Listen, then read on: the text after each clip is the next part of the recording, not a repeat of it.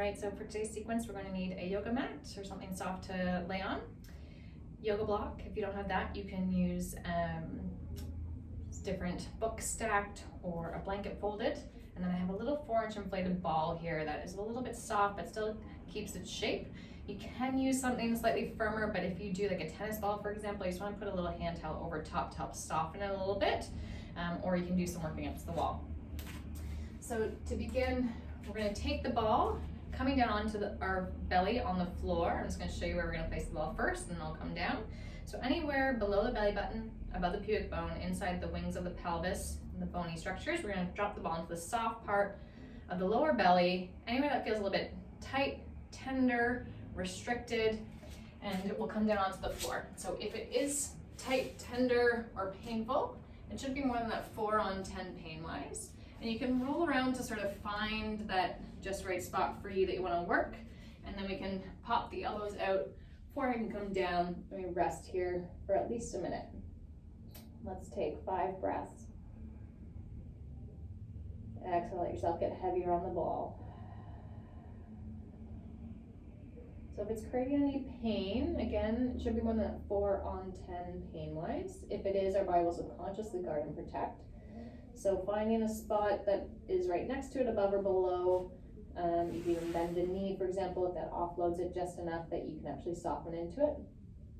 And then start your 5 to 10 breaths there.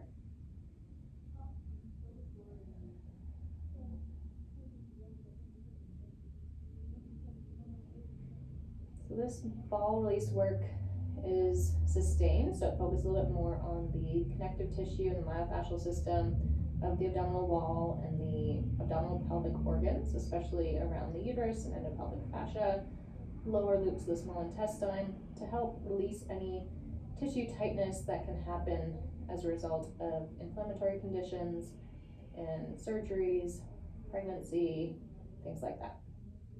This is a really nice release piece to do in the belly, especially if you have painful periods. Option to find a new spot for the ball. I'm going to put it over on the opposite side. Try to find that just right spot, and then I'm going to come down and we'll take 5 breaths. So if it's not painful or it's not tight, that's fine. You can play with a little 3 dimensions into the ball. So if you anchor the ball in one spot, you can come into a little bit of a side bend on one side. You can maybe bend the knee and play with some internal rotation of the leg, putting different pressures on it. Just playing, but again, making sure that you're not going past that edge of 4 on 10 pain-wise, and the longer you're there, the more that pain, if there is any of that tension, should diminish over time. We'll just take 2 more breaths here for the purpose of this video, but feel free to stay up to 1 to 5 minutes per spot when you do release it. If it's too sore to be on your belly on the floor, you can do it on something more padded, so you can put a pillow under your belly, or you can do it even standing against the wall. Okay, for now we're going to move on. So we'll bring our hands under shoulders, knees under hips, coming into a tabletop position. And we'll just come into some intuitive cat-cows. So thinking about length first, crown to tail. Push the floor away so that you're not gripping, but that you're not also sinking to the shoulders.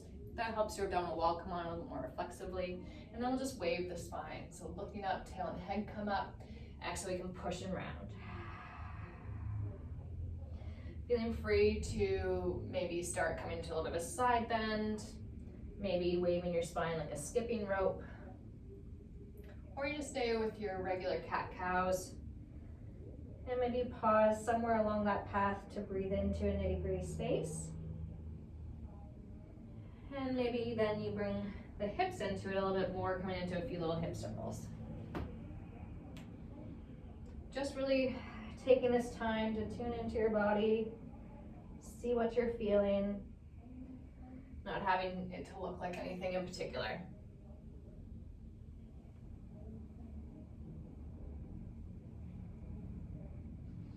Again, pausing anywhere along that path to just breathe and create space. And let your head flop side to side. Maybe pushing the floor away and then letting your shoulders sink down. Just playing there with some spinal movement, pelvic hip movement.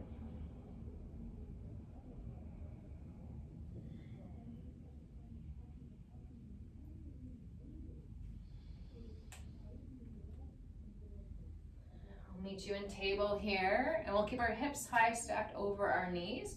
Let the hands come down in front of you. If it's too tight for your shoulders to come straight all the way down, forehead comes to the earth, you can let your arms go wide, or you can bend at the elbows and let your hands tuck in. Okay, so hips are high, we're coming into a little puppy pose here.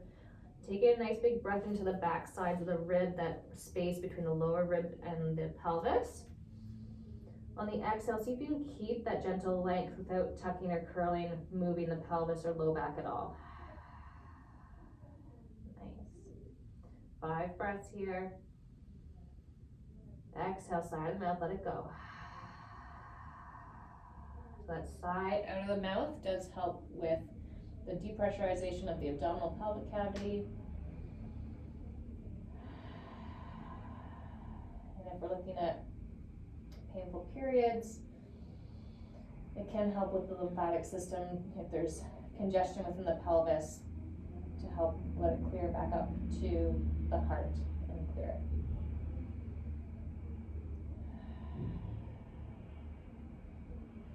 When you're ready, you can bring our pelvis back down to the floor, come into a more traditional child's pose here. And then just letting your legs walk wide. Okay, so letting them come wider than hip distance apart and coming down into your child's pose. Find your just right width for the legs. It may only be here, which is great.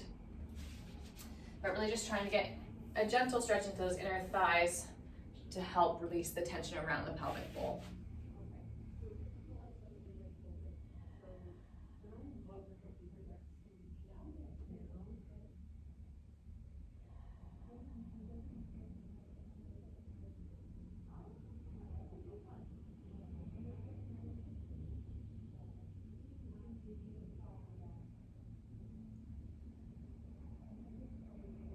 And here we'll push up into our hands to help lift our head. And we're going to come to the end of this brief little mini sequence here by coming into supported squat position. So this is where you can use your block. You can use a little step stool instead. If you don't have a block or anything like that, you can use potentially any stairs inside your house. That may work. So I'm going to go on the top most height of the block. I'm going to come close to the wall. So finding your pelvic grounding on the block, and then I'm going to find that rooting down into that space, head's floating, and I get a little support from the wall. Option, let your legs go as wide as you like, toes can point out or forwards. You can even lean off the wall a little bit if you want a little bit more energizing piece, but just thinking about your breath into the ribs, pumping down into the pelvic floor, pelvic region. On the exhale, it gently flows up. Inhale, pelvic floor lengthens. Imagine your sits bones growing wide, tailbone, front, back growing wide. Exhale, let it be. 3 more breaths here.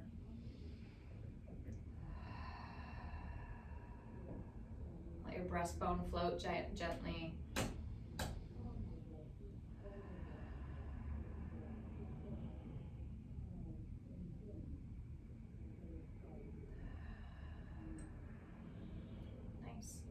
So that's it for a quick little mini sequence here, focused on abdominal, pelvic, possibly painful periods, just getting some connection and openness into the space, even just pelvic pain.